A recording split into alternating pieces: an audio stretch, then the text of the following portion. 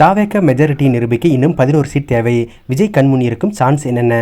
தாவேக 108 சீட்களை கைப்பற்றுள்ள நிலையில் அதில் ஒரு தொகுதி எம்எல்ஏ பதவியை விஜய் ராஜினாமா செய்வார். அதன் பிறகு மெஜாரிட்டி நிரூபிக்க கூடுதலாக 11 இடங்கள் தேவை. அந்த சீட்களின் ஆதரவை எந்த கட்சியிலிருந்து பெறுவார் என்ற கேள்வி எழுந்துள்ளது. தமிழக சட்டசபை தேர்தல் வாக்கு எண்ணிக்கை நிறைவடைந்துள்ளது. தாவேக 108 இடங்களில் வெற்றி பெற்றுள்ளது. திமுக கூட்டணி 73 இடங்களிலும் அதிமுக கூட்டணி 53 இடங்களிலும் வெற்றி பெற்றன. ஆட்சி அமைக்க தேவையான 118 என்ற மேஜிக் எண்ணை தொடுவதில் இன்னும் சவால்கள் நீடிக்கிறது. தற்போது நடந்து முடிந்த சட்டசபை தேர்தலில் தாவேக அதிக இடங்களில் வென்றுள்ள கட்சி என்ற முறையில் அந்த கட்சிக்கு ஆளுநர் ஆட்சி அமைக்க அழைப்பு விடுப்பார்.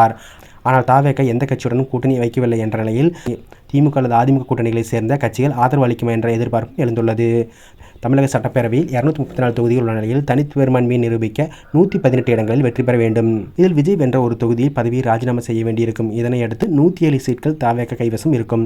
கூடுதலாக 11 எம்எல்ஏக்கள் தேவை. காங்கிரஸ் 5, விசிகே 2, சிபிஐஎம் 2, சிபிஐ 2 இந்த 4 கட்சிகள் ஆதரவு அளித்தால் ஃப்ளோர் டெஸ்ட்டில் வெற்றி பெற முடியும். அல்லது காங்கிரஸ் 5, பாமக 4, சிபிஐஎம் 2, சிபிஐ 2 இந்த 4 கட்சிகள் ஆதரவு அளித்தால் விஜய் பெரும்பான்மையை நிரூபிக்க முடியும். விசிக, பாமக ஒரே அணிக்கு செல்வது குதிரை கொம்பு. அதே சமயம் வேறு எந்த மாற்றுக் கட்சியும் சீட்டோடு இல்லை. மதிமுக வைக்கும் என்றது தனி சின்னத்தில் அல்ல. எனவே அவரால் தாவேகாவுக்கு ஆதரவு கொடுக்க முடியாது. இந்த நிலையில் ஒரு கட்சி தாவேகாவுக்கு அளிக்கும் ஆதரவில் இருந்து பின்வாங்கினாலும் ஆட்சி கவிழும். ஆக இனி போதிய பெரும்பான்மையை விஜய் காட்ட அடுத்த கட்ட வேலைகளில் வரும் நாட்களில் ஈடுபடுவார். இதில் தேமுதிக பிரேமலதாவிடம் ஒரு சீட் உள்ளது. அவர் அமைச்சர் பதவி இல்லாமல் ஆதரவு தரமாட்டார்.